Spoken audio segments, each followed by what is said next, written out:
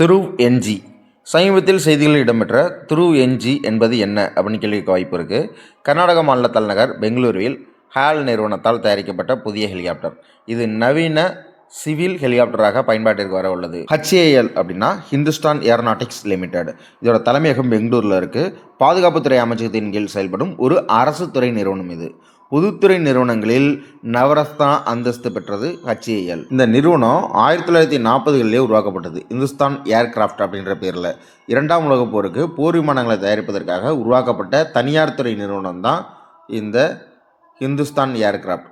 இது இந்தியா சுதந்திரம் அடைஞ்சோன்னா பொதுத்துறை நிறுவனமாக மாற்றப்பட்டது. 1964ஆம் ஆண்டு இந்துஸ்தான் ஏரோநாட்டிக்ஸ் அப்படின்னு பெயர் மாற்றம் பண்ணப்பட்டது.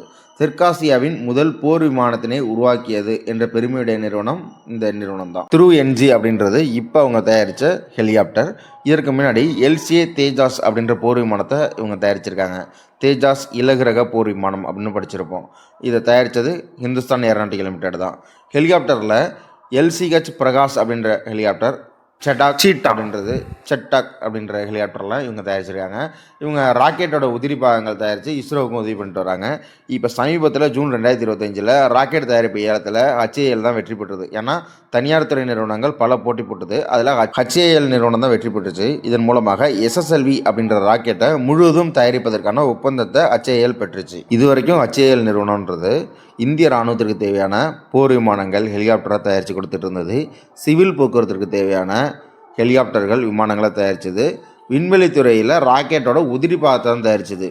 இப்போதைக்கு ஒரு முழு ராக்கெட்டை தயாரிக்கிற பொறுப்பே ஏற்றிருக்கு. அதுவும் SSLV, small satellite launching vehicle. இது HALக்கு மிகப்பெரிய மைல்கல். ஏன்னா இந்த ஏலத்தை எடுத்தோன்னே பங்குச்சந்தையில் HALோட பங்குகள், அதோட மதிப்பு உயர்ந்துடுச்சு. எப்பயுமே ஞாபகம் வச்சுங்க, பங்குச்சந்தையில் போட்டிகிட்டு இருக்கிற நிறுவனம் புதுசாக ஒரு ப்ராடக்டை வெளியிட்டாலோ இல்லை புதுசாக ஒரு மிகப்பெரிய ஏலத்தை எடுத்திருந்தாலோ அவங்களோட பங்குகள் ஆட்டோமேட்டிக்காக உயரும். இது அவங்களோட முதலீடு ஈர்ப்புக்கும் உதவும், நிறுவனத்தோட மதிப்பு அதிகரிக்கிறதுக்கு வழிகொள்ளும். இப்போ SSLV அப்படின்னா என்னென்னு பார்ப்போம். பூமியின் கீழ் சுற்றுப்பாதையில் 500 கிலோ எடையுள்ள பொருட்களை சுமந்து செல்லும் திறன் கொண்ட செயற்கைக்கோளை ஏவுவதற்கான ராக்கெட்டை HAL நிறுவனம் உருவாக்க உள்ளது. பொதுத்துறை நிறுவனங்கள் அப்படின்னா என்ன? மத்திய அரசின் கட்டுப்பாட்டின் கீழ் உள்ள ஒரு அரசு நிறுவனம் தான் பொதுத்துறை நிறுவனம். இதை 3 வகையாக பிரிக்கிறாங்க. மகா நவரத்ன நிறுவனங்கள், நவரத்ன நிறுவனங்கள், சிறு நவரத்ன நிறுவனங்கள். இந்த 3 வகையும் எப்படின்னா, அந்த நிறுவனத்தோட நிகர சொத்து மதிப்பு, லாபம், இதன் அடிப்படையில் தான் 3 வகையாக பிரிக்கிறாங்க. பங்கு சந்தையில் நிலவும் ஏற்ற இறக்க சூழ்நிலையை பொறுத்து இந்த நிறுவனத்தோட மதிப்பு ஒவ்வொரு ஆண்டும் கணக்கிடப்படுது. கடைசி 3 வருடத்தின் மதிப்பு பொறுத்து தான் இது மகா நவரத்ன நிறுவனமா இல்லை சிறு நவரத்ன நிறுவனமா அப்படின்றத முடிவு பண்ணுறாங்க.